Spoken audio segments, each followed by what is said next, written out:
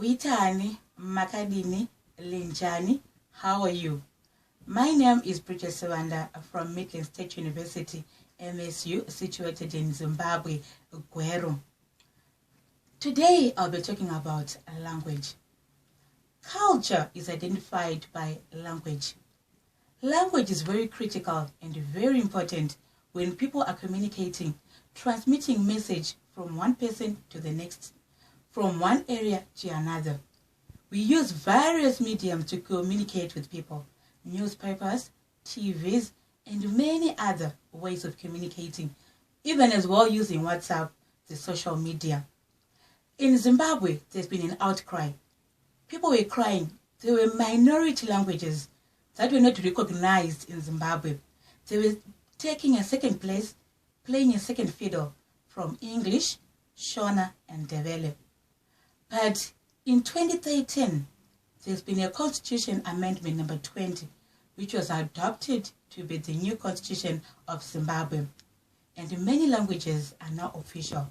They include Kalanga, Venda, Chewa, Nambia, Tonga, Khoisan, Xhosa, Sotho, Chibarwe, Ndau, a sign language, English, Shona, and Ndebele, and many others, but there are now 16 official languages. How does Tonga from Binga contribute to the development of Zimbabwe? How does it help to build our nation? Thank you very much. Our languages play a very pivotal role in the development of our nation, especially when you look at so many documents, government documents. Back then, before our new constitution, they were being written in only 3 languages: English, Shona, and Ndebele, of which a lot of population, especially from where I come from, they understand Tonga. You take literature there in Ndebele or Shona, some of them they don't understand. It means government has not communicated to them, and we are not on the same ground with the government. We don't even know what the government wants, because everything is being communicated in a language that people do not understand. But right now, with the new constitution, people can understand. People are now on the same ground with the government. They know what is being said. They know what's being talked about out there. They can understand, because a lot of literature is now being translated into their own language, Tonga. Do we have a Tonga newspaper in Binga? At the moment, there hasn't been a newspaper as yet. And people, are they learning Tonga from primary, secondary?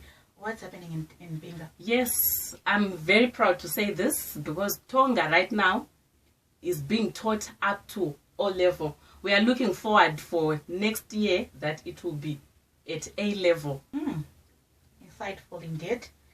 Well, in Zimbabwe, broadcasting stations, they're trying by all means to use all these other languages, which were used to refer to as vernacular. Others will call them minority. What more can be done as a way of developing these languages? There's still a lot that government needs to do, especially on these languages, because the constitution says everything must be translated into those official languages that are in the constitution. But at the moment, there is very little that is being done. Even the speeches at national level, they are not being translated.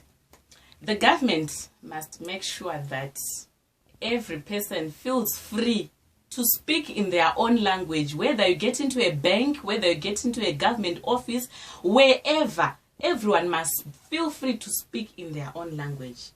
I thank you. How do we say Nyika yedu ye Zimbabwe in Tonga? We say Chisi Chesu cha Zimbabwe. I have Betty in the house, Betty Mangena from Bembes. Betty, welcome to the program. Thank you.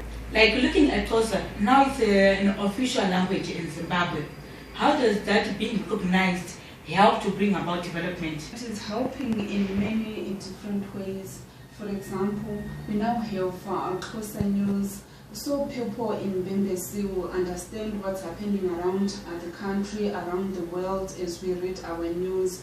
Because when it was only English, Shona and Ndebele, most of the people in Mbembesi, they don't understand Shona. Some of them, they're not literate to understand English. So it brought a lot of development in terms of getting to know what's happening in the world, in the country. What more can be done as a way of improving these languages? I think the government should try by all means to introduce a Xhosa in schools so that children could learn Xhosa from the early age. I think it's easier for the kids to get to understand something when they are taught in their mother tongue. And how do you say Nikayeli Zimbabwe in first? I say ilizwe lethu leZimbabwe. Halala Chinatend. I have Shingira Yokoza all the way from Chipinge. Shingi, can you please explain to us, now that Ndao is now part of the 16 official languages in Zimbabwe, how is this going to bring about development? Okay, I think one of the developments is that the Zimbabwe Broadcasting Corporation is now introduced in Ndao news.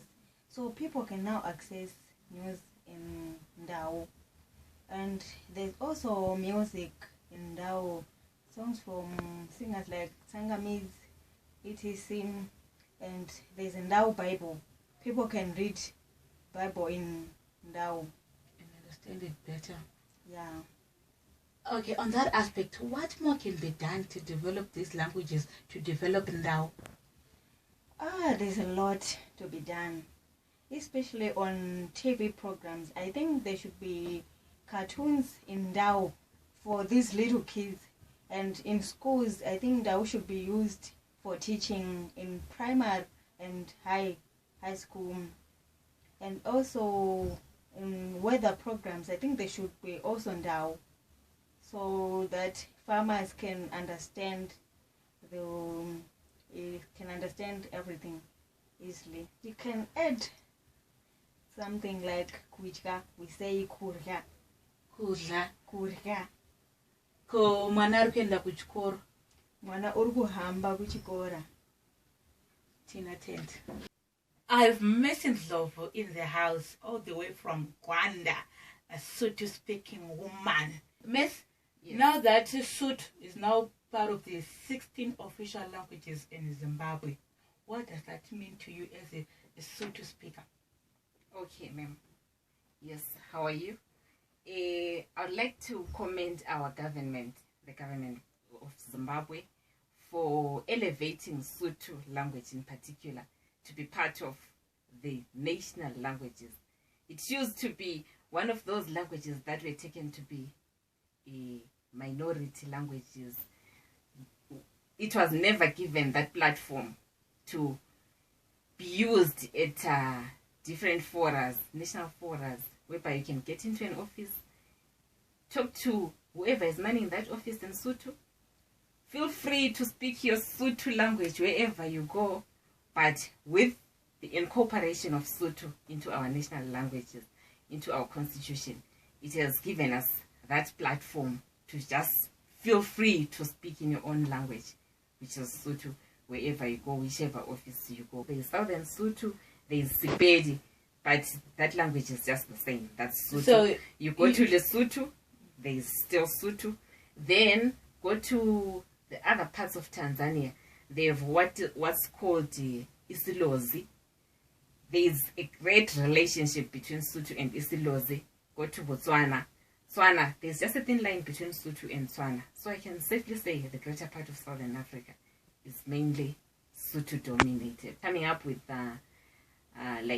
cultural centers whereby you cannot talk of language without culture. They go hand in hand. They go hand in hand.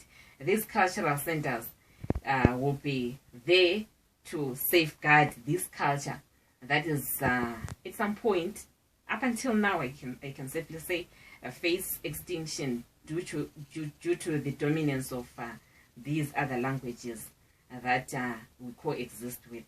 Like Sotho speakers are mainly encompassed in the Ndebele speakers, so to say. Sotho speakers, Venda speakers, they're just Ndebeles. Yet, no, they are Sothos on their own. They are Vendas on their own, you know. So, such centers will promote these languages.